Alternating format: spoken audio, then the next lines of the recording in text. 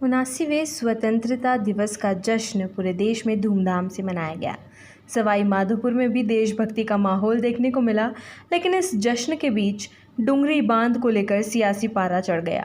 जिले के विधायक और राजस्थान के कृषि मंत्री डॉक्टर किरोड़ी लाल मीणा ने स्वतंत्रता दिवस समारोह के मंच से विपक्षी पार्टियों पर तीखा हमला बोला और डुंगरी बांध को लेकर फैलाई जा रही अफवाहों पर खुलकर बात की। शुक्रवार सुबह पुलिस लाइन परेड ग्राउंड में आयोजित जिला स्तरीय समारोह में ध्वजारोहण के बाद डॉक्टर मीणा ने पुलिस परेड का निरीक्षण किया और मार्च पास्ट की सलामी ली। इस दौरान उन्होंने स्वतंत्रता सेनानियों का शोल उड़ाकर सम्मान भी किया। समारोह में 1450 स्कूली बच्चों ने सामूहिक व्यायाम प्रदर्शन किया और देशभक्ति गीतों पर शानदार सांस्कृतिक प्रस्तुतियां दी। इनमें ऑपरेशन सिंदूर की थीम पर किया गया डांस भी खास रहा, जिसने हर किसी का ध्यान खींचा। समारोह के बाद जब डॉक्टर मीणा ने माइक संभाला तो उनका पूरा जोर देश की तरक्की और राष्ट्रीय मुद्दों पर रहा। उन्होंने प्रधानमंत्री नरेंद्र मोदी के विजन की तारीफ करते हुए कहा कि भारत अब दुनिया की तीसरी सबसे बड़ी अर्थव्यवस्था बनने की राह पर है। उन्होंने आत्मनिर्भर भारत की बात करते हुए कहा कि अब देश किसी पर निर्भर नहीं रहेगा, लेकिन भाषण के अंत में उन्होंने सीधे सीधे डुंगरी बांध का मुद्दा उठाया। उन्होंने कहा कि कुछ लोग इस महत्वाकांक्षी परियोजना को लेकर घटिया राजनीति कर रहे हैं।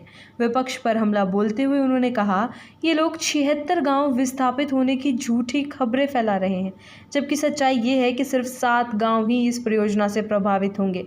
उन्होंने जनता को भरोसा दिलाया कि इन प्रभावित गांवों के लोगों को सरकार पूरा मुआवजा और रहने के लिए बेहतर जगह देगी। डॉक्टर मीणा ने यह भी साफ किया कि ERCP की नींव पूर्व मुख्यमंत्री वसुंधरा राजे ने रखी थी और उनकी सरकार इसे पूरा करने के लिए प्रतिबद्ध है। उन्होंने कहा कि योजना पूर्वी राजस्थान के लिए जीवन रेखा साबित होगी।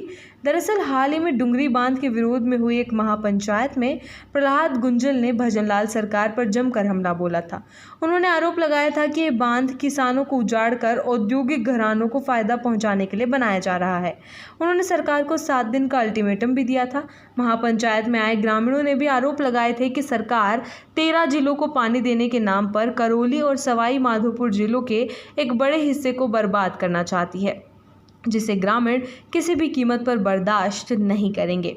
राष्ट्रीय मुद्दों पर बोलते हुए डॉक्टर मीणा ने ऑपरेशन सिंदूर का जिक्र किया और पाकिस्तान को सख्त लहजे में चेतावनी दी। उन्होंने कहा, ऑपरेशन सिंदूर के दौरान हमारी सेना ने पाकिस्तान के भीतर घुसकर लाहौर तक को निशाना बनाया था और आतंकियों के ठिकाने उड़ा दिए थे। उन्होंने पाकिस्तान के सेना प्रमुख मुनीर को भी ललकारते हुए कहा, उसे समझना चाहिए कि ये नया भारत है और घर में घुसकर मारता है।